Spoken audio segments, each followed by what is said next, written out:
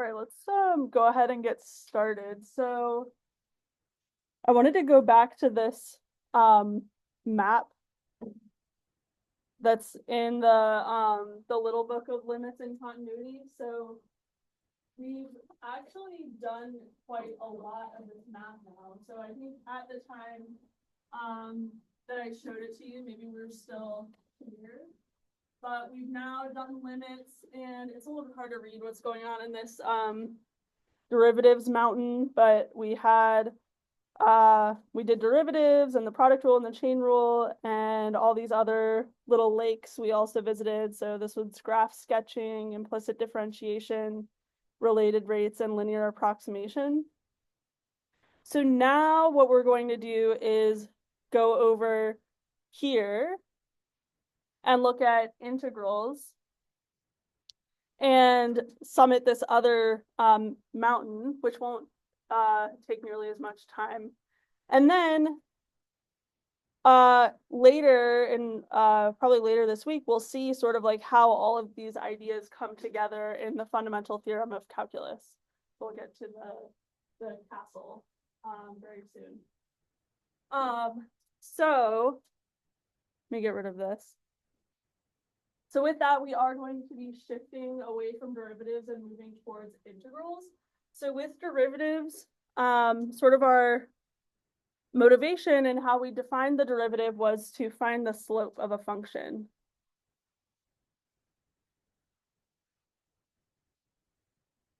So this was finding the slope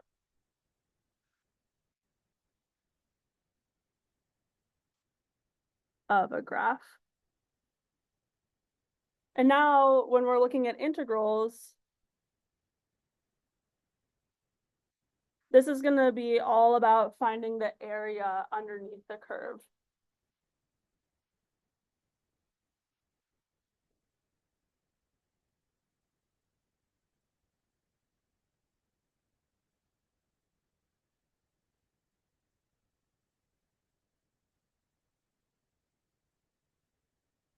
So sort of just as we did with derivatives, we're going to look at a graph and think intuitively how we might try to calculate the area, and then we're going to find the true area as some sort of like limit of that approximation.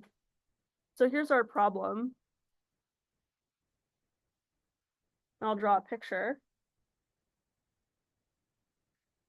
So let's say we have an interval from A to B, and I have the graph of some function. Then what we want to try to do is calculate the area that is enclosed by, on the left side, A, on the bottom by the x-axis, on the right side by this vertical line at B, and then at the top by the graph of the function. So I'm going to call this shaded region S. And so our goal is to find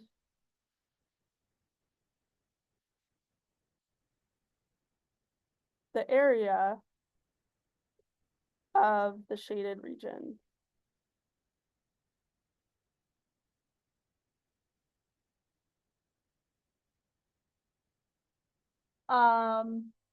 Okay, does it make sense? Oh wow, yeah, it's invisible. Let me, I think I can just change it.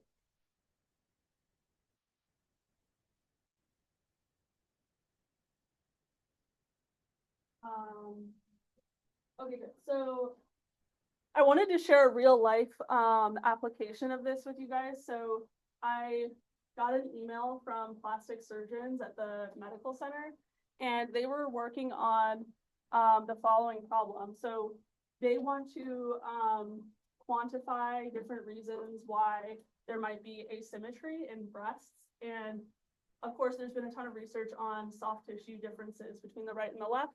But their hypothesis was that the actual chest wall was probably larger on the left side of the body, just because that's where the heart is. And so as the chest wall develops, maybe the heart pushes it out a little bit more. And so what they did was they took like a slice of the chest and plotted the points on each side where, so like they have maybe your chest wall or something like that, and they just plotted points like that. So they have all this data of like, so does this make sense? I took a slice and I'm like looking down, and this is the rib cage. And so what they wanted to know is like, is the area enclosed on the left side larger than the area enclosed on the right side? And so they like emailed me this question. And so what we've been doing is fitting a curve to the points and then calculating the area on the left and comparing it to the area on the right. So this is like finding the area enclosed by a curve is actually something that comes up in applications, but I wanted to tell you guys that like real life example because I think it's kind of cool. Okay, so this is our goal, and of course the complicated thing is how do we find the area of something that has curved sides, right? So we know how to find the area of like a rectangle and a triangle and a circle. And so how we're going to do this, so the basic idea is that we will chop up the region into slices, vertical slices, and we'll approximate each of those regions by a rectangle. And then we'll just add up the areas of all the rectangles. So our idea is to chop the region into rectangles. And add together the areas of these rectangles.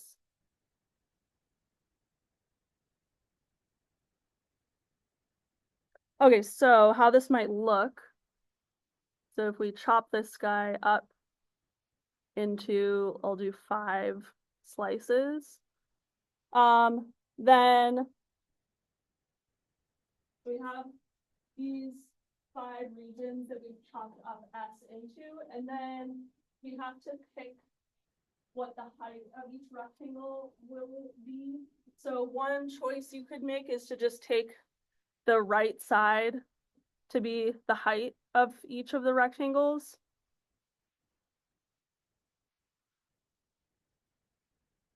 And that's typically what we'll do, but there's other choices you can make. You can pick the left side and pick some point in the middle.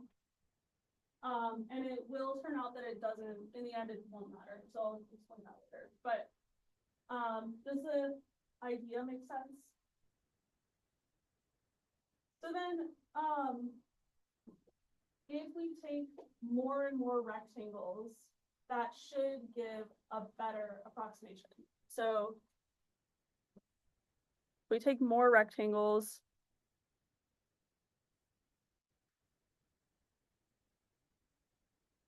we get a better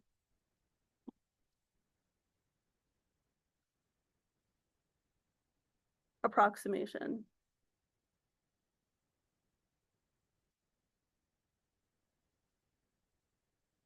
Okay, so let's do an actual example of this. So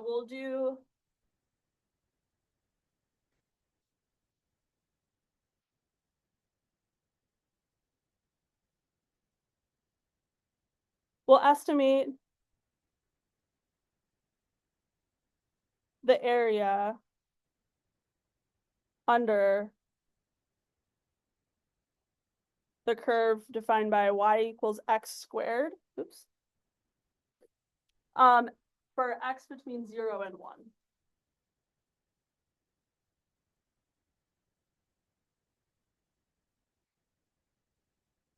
Okay, so let me start with a picture how this looks. So if this is 0 and this is 1, then y equals x squared looks something like that. Okay, so we're going to estimate, let me see if I can pick a better, maybe this purple is good.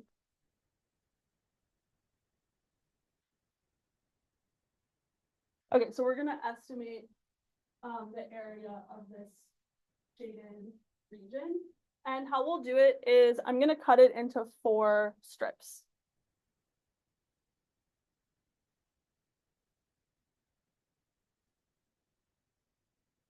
And I'm gonna make them have equal width, just for simplicity here.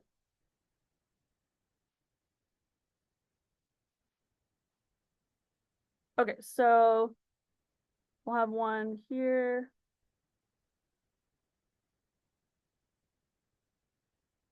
Okay, so it'll look like this, and I'll chop it up.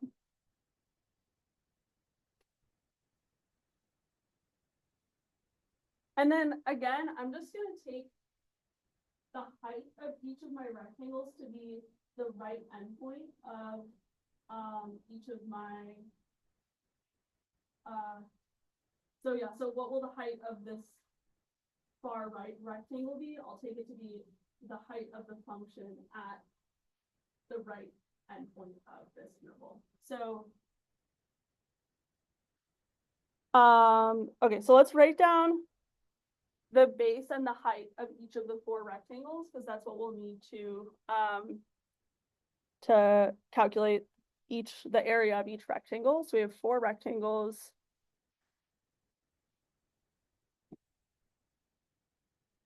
The base of each one has size 1/4, and the height of each one,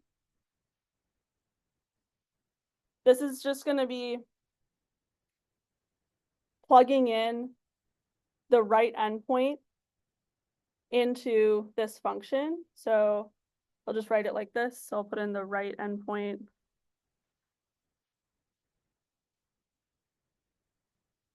squared. So this is just the value of the function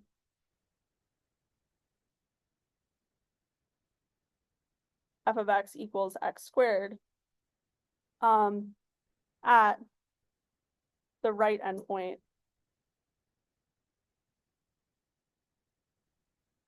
of the interval that gives you the base of each rectangle. So I'll just call that the base interval.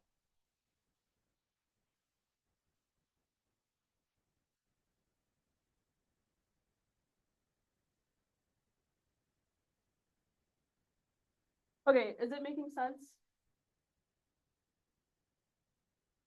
So let's write down the area of this first rectangle.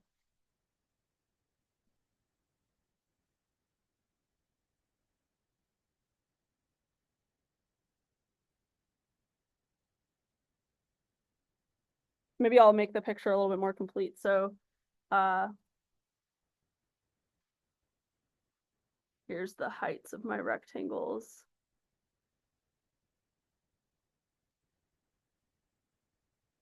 Okay, so I'll call this one 1, 2, 3, and 4.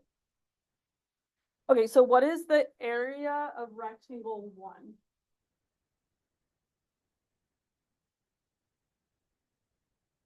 Yeah.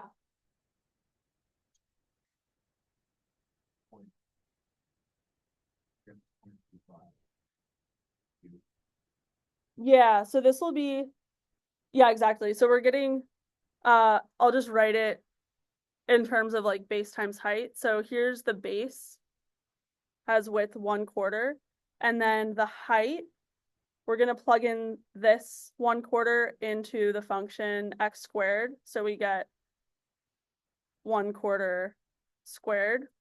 So in total, whatever this is, we'll just leave it as 1/4 cubed. Yeah. Okay, what about the second rectangle?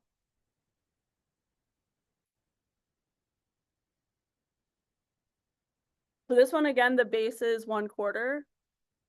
And the height now is going to be 1/2 squared. So this one like that. And then rectangle 3, we have 1/4 times, now we're plugging in 3/4 squared. And then I'll put rectangle 4 here. So we have 1/4 times 1 squared. Okay, are there questions so far?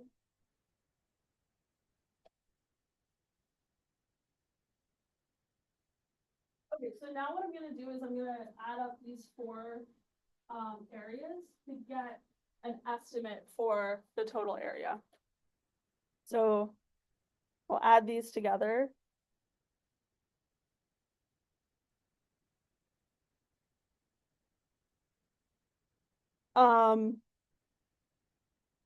So I'm just gonna circle the numbers that I'm adding. I'm adding that, that, and that together. And it is, I'll just tell you what it approximates to. So this is approximately 0.468. Okay, so that's the estimate that we got for the area under this curve using this approximation. Okay, what are some, do you have any criticisms of this approximation technique? Like what seems wrong with it? Yeah. Yes, exactly. So what about the left endpoint? Like that seemed like a random choice. Why did I just pick the right endpoint? So yeah, you could also instead, so you could make rectangle 1 have height equal to f of the left endpoint. Same for 2, 3, and 4. And if you do that, so I'm going to call this one, this number, I'll call this R4 because we took the right endpoints and we did 4 rectangles. So if I do L4, which would be left endpoints, 4 rectangles, that comes out to approximately 0.273. Okay, so those numbers aren't that close together. Is it clear what this number is? That makes sense. Okay. What can we say about the relationship between these 2 numbers and whatever the true area is? Going back to the picture. Yeah. We know that R4 is going to be like an overestimate of like the area under the curve. Yeah. All of them have like white space. That doesn't include it. Yeah, exactly. So like in R4, each of these rectangles had a little bit more stuff than what was under the curve. And so R4 is going to be bigger than whatever the true value of the area is. And I didn't draw a picture for L4, but we'll have the opposite thing happen. So you just make a sketch for L4.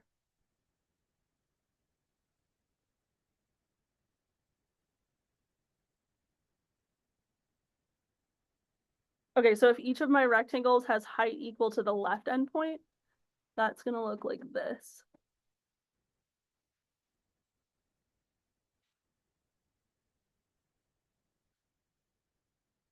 So in L4, we're just adding up.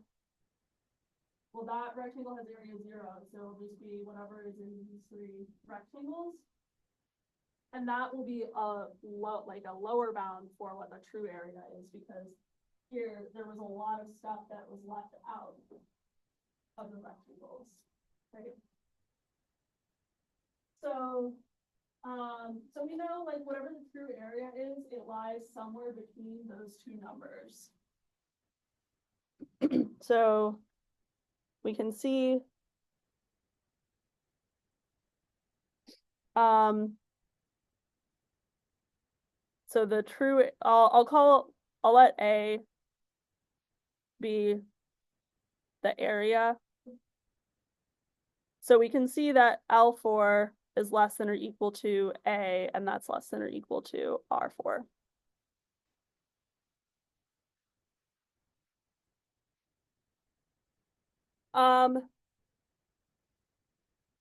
This inequality is sort of special to this example. So it's not always the case that if you do left endpoints versus right endpoints, you'll get a lower bound and an upper bound, because if the graph is more curvy or something. So for example, like if this picture was just reflected, then the left endpoint one would be larger, right? So it depends on whether the function is increasing or decreasing, but in this example, this inequality holds. How would we get a better estimate?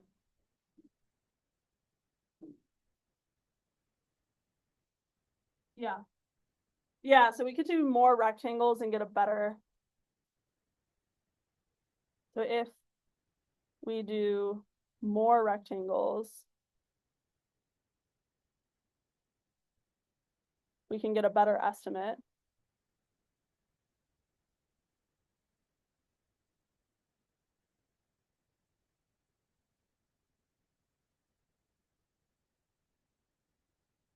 So if you do 50 strips,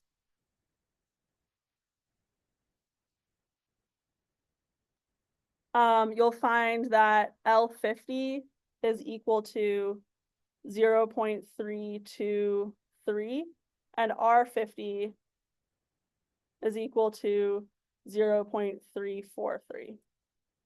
Okay, so the numbers are actually getting closer together.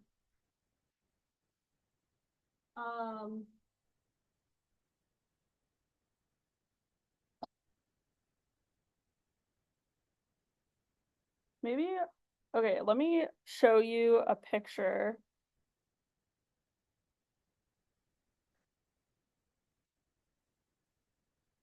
Let me just move this up. Okay, so this picture, so the top row is the right endpoints. So this one is showing you a picture for when there's 10 strips, 30 strips, and 50 strips. And then in the bottom, it's the left endpoint one. So that's 10, 30, and 50. And so I like this picture because I feel like it's visually quite convincing that, maybe our initial estimate of the area with a small number of strips is like, clearly we're leaving some stuff out or we're overestimating by quite a bit, but as you take more and more strips, it really starts to look like it's estimating the area quite accurately. And so maybe it's no surprise that how we actually should calculate the area is with some sort of limit, just taking more and more strips. So that is what we will be doing. So what we want to do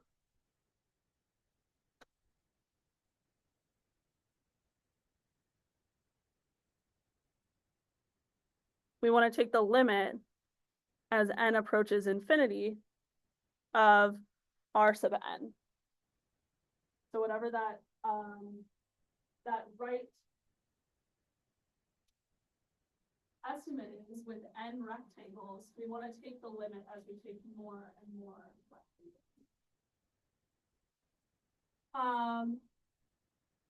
Okay, so let's actually try and do this. Okay, so we're going to continue with y equals x squared as our example.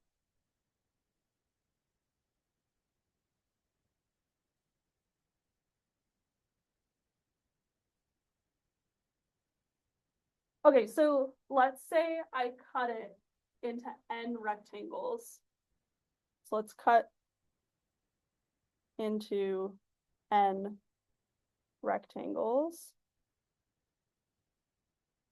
And I'll give each rectangle the height of the right side. So we'll be doing Rn. What are the areas of the rectangles? Let's just write down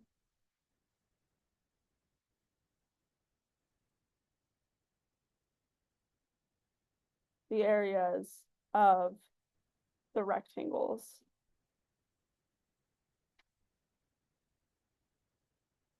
Okay, I'm gonna draw a picture again.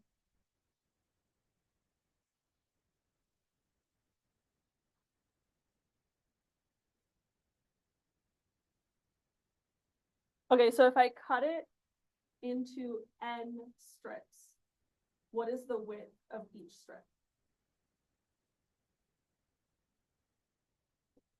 Yeah, it'll just be 1/n, right? Because we're taking this whole interval and chopping it up into smaller intervals of equal size. So if we want n of them, we want each one will have width 1/n.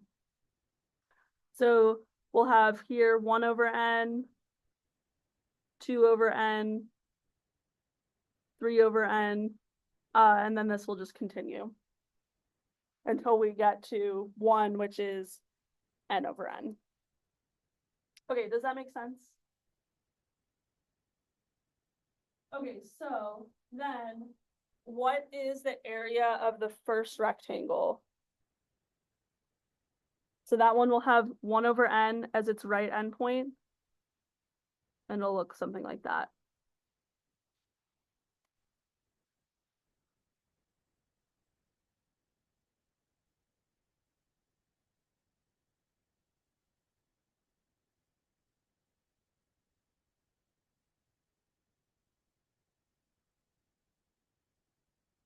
So what's the size of the base of that rectangle?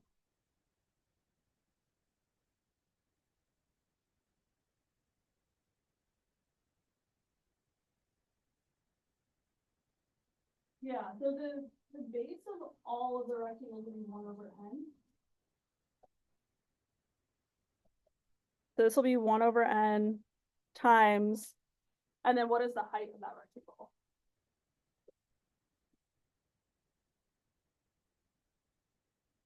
Yeah. Yeah, so we're just gonna plug in what this the right endpoint of that interval into the function. So we get 1/n squared. Okay, what about the second rectangle? We're just gonna do a couple until we see the pattern of what the area of each of the rectangles is. So what's gonna change for rectangle 2 from rectangle 1? Yeah, and what will the height be? Yeah, so instead of plugging in 1/n squared, we're gonna plug in 2/n squared. So here we get 1/n, 2/n squared. Okay, what about rectangle 3? So the base will be the same, it'll be 1/n, and then what are we plugging in now for the height?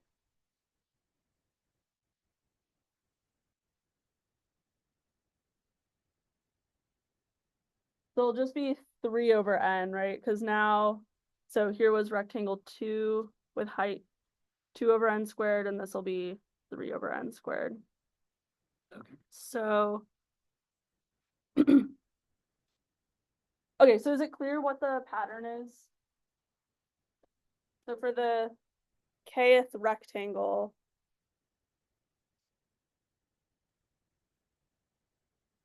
the area will be 1/n times k/n squared. Okay, so what is my, so let me write down r sub n, which is our estimate. So I need to add together the areas of all of these n rectangles. So r sub n is just going to be the, this is the number that we get by adding together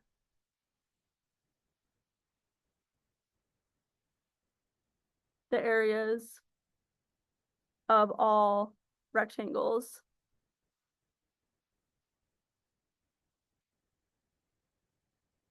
So this will look something like, so here's the first rectangle, 1/n times 1/n squared, plus second rectangle, 1/n, 2/n squared, and so on up to 1/n times n/n squared. Okay, does it make sense how I got this line? And what the dot dot dot means? So that just means like if this is R50, then you have to write in the other 47 terms. There. Okay, so I'm gonna simplify this a little bit so that, because ultimately we want to try and take the limit of R to the n. So hopefully I can rework this expression a little bit and get something that we can take the limit of. So I'm going to factor out. So each of these terms has a 1 over n sitting in front. So I can factor that out. And each of these also has a factor of 1 over n squared, right? So if you think of distributing this 2 in, everybody has a factor of 1 over n squared right there. So in total, I can pull out 1 over n cubed. And then what's left behind is the square of each of these numerators. So I get 1 squared plus 2 squared plus 3 squared, and so on, up to n squared.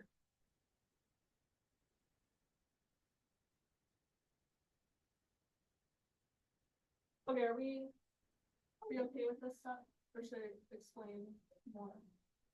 It's okay. Okay, so for this expression,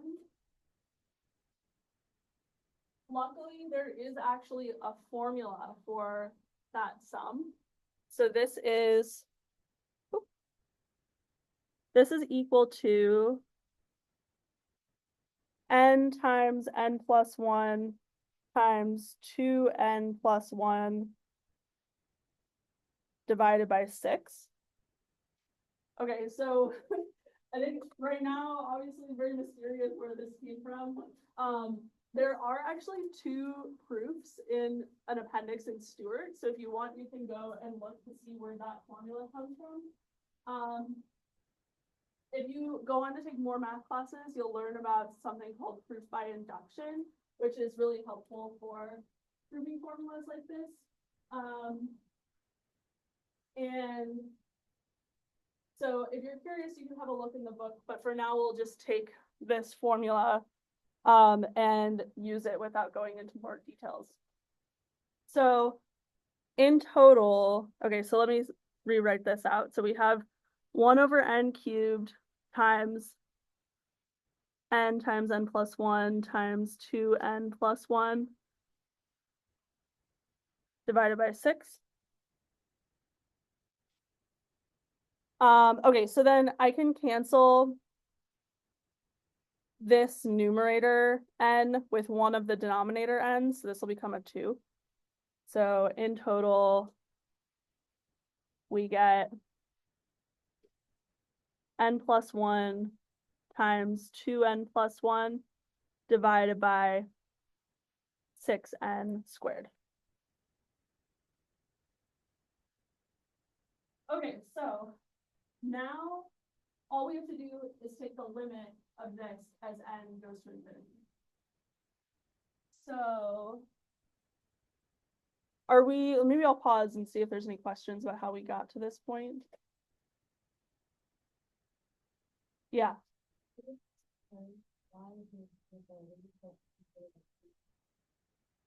Yeah, so where did we get n to the third? So one factor came from here, and then the other 2 factors came from the denominators of each of these being squared. Yeah. Are there other questions?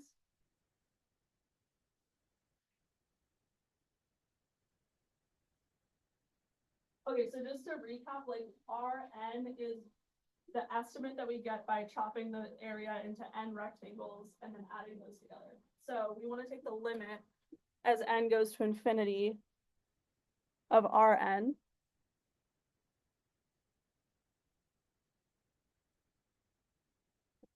So this is going to be the limit as n goes to infinity of this expression.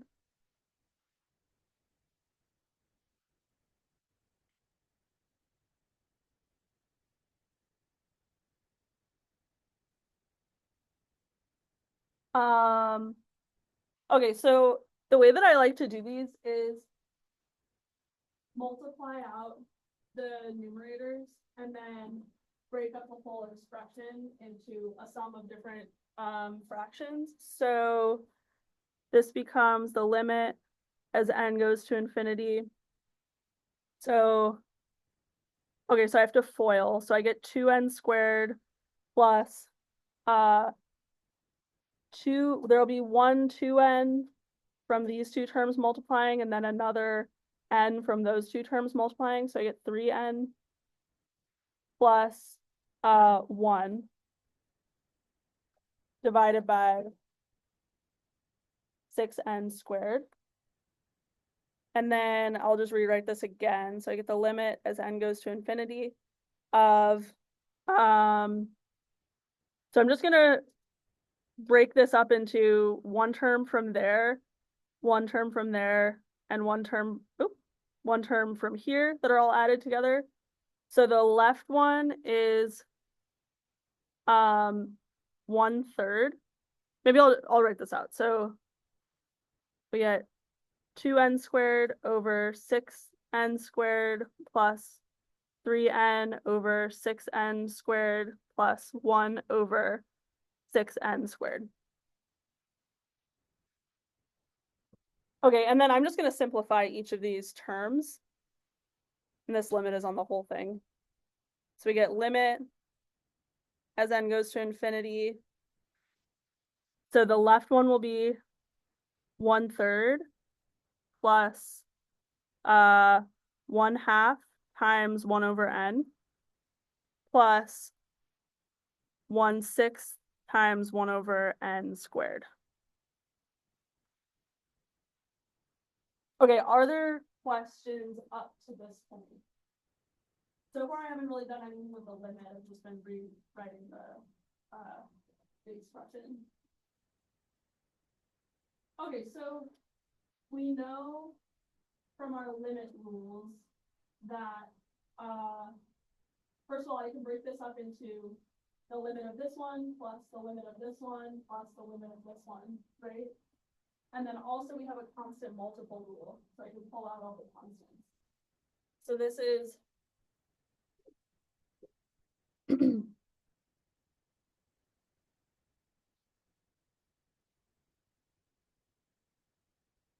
we have that plus, I'll do 1/2 times the limit as n goes to infinity of 1 over n plus 1/6 times the limit as n goes to infinity of 1 over n squared. Okay, so what are each of these limits? What's the first limit? Yeah.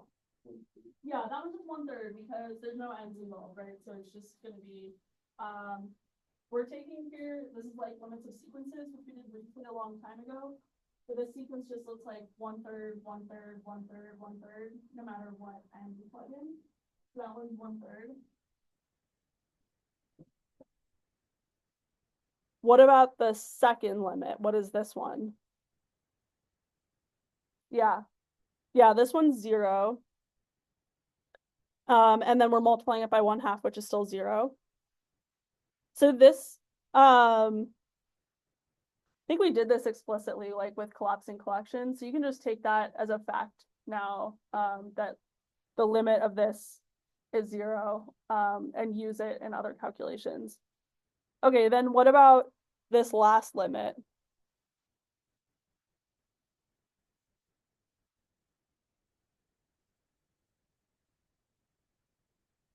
Yeah, why is this one 0? What's the 0 faster than the other? Because it's squared. Yes. Yeah. So that works. So this is kind of a squeeze theorem view. So like this one is less than this one. This one goes to 0. And then a constant 0 sequence also goes to 0. So this one's trapped in between two things that go to 0. Okay, so then in total we get 1/3. Okay, That was a long calculation, but so this is the area under y equals x squared between 0 and 1.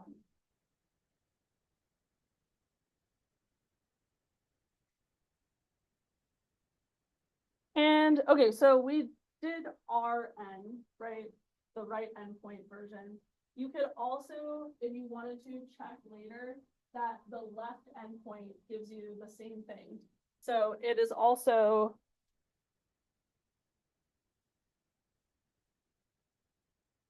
true that the limit as n goes to infinity of ln is equal to 1/3. And so this tells us that the area should be 1/3 as well. And this calculation actually, this is very similar to what we just did. So if you feel like you want extra practice with the calculation that we just went through, or there were steps that were confusing, this is a good thing to check because it'll go very similarly. Okay, so what's going to happen in general if I have just an arbitrary function f of x is we will do a similar thing. So so let's say I want to look at the area enclosed by, let's do in general.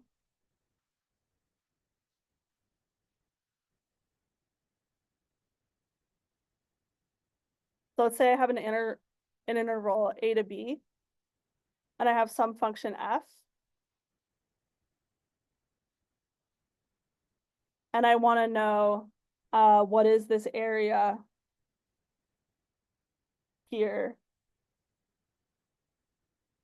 under the curve. I'm going to do the same thing that we did in this example. So I'll chop the interval from a to b into n strips, and then pick some height for the rectangles to be, and then add those together and take the limit as we have more and more rectangles. So we'll do sort of the same strategy. So here's what we'll do. So we're gonna subdivide into n rectangles. So I'm gonna call those R1, R2, and so on up to Rn. So the width of each of the rectangles, I'm gonna take this interval from a to b and cut it into n equal subintervals. So what is the width of each of those rectangles? Yeah.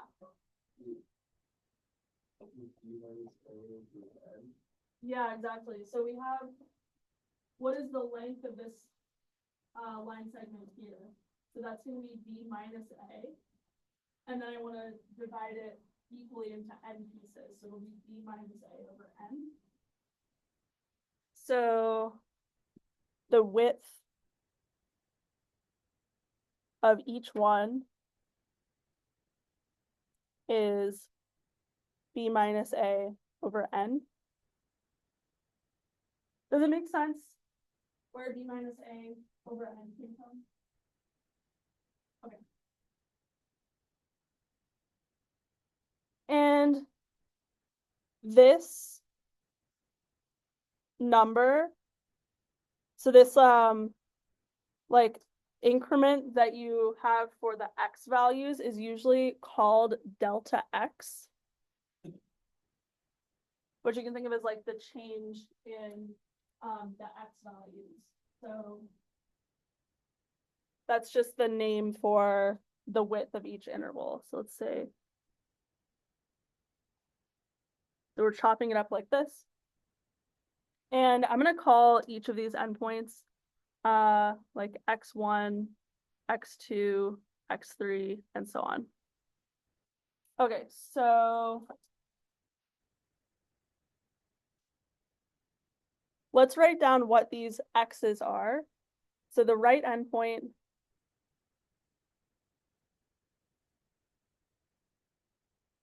of the base of each rectangle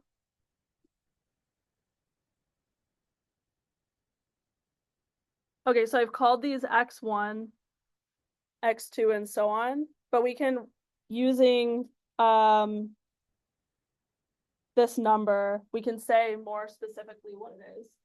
So x1 will be a plus that little width, which is delta x. So x1 is a plus delta x. x2, now we have two delta x's that we have to travel to get from a to x2. So this will be a plus 2 delta x. And so on. So x, the ith one, if we wanted to write down an arbitrary one, this would be a plus I times delta x. Does this make sense?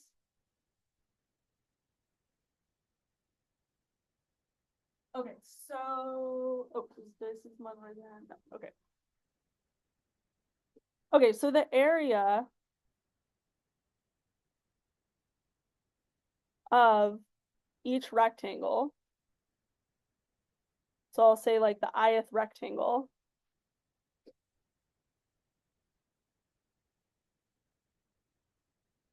and I'll just, in the picture, I'll do x, the third rectangle as an example. Okay, so the base of that rectangle is delta x.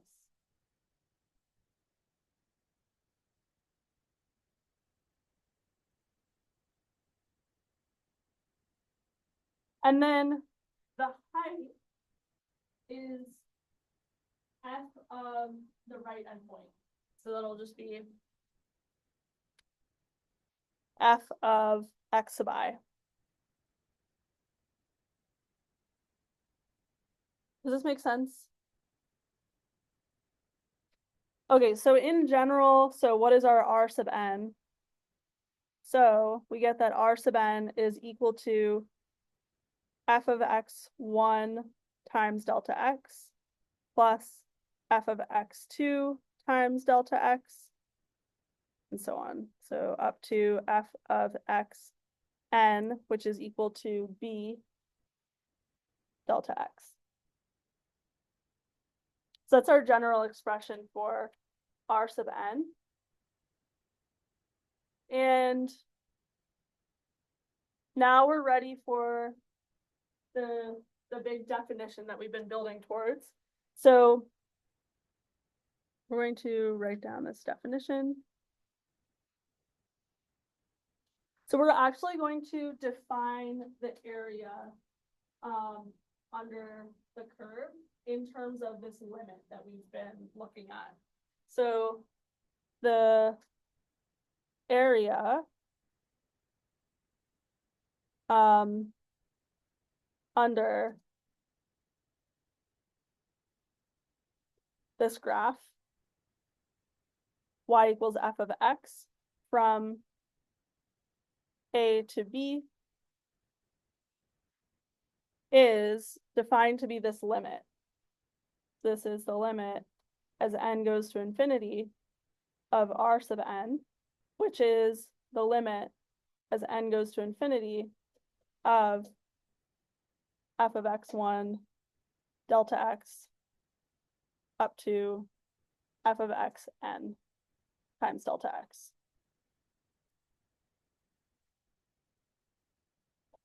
Okay, so I think we will pause there, and when we pick up next time, we can all discuss this definition a little bit more and sort of remind you of what we were just doing.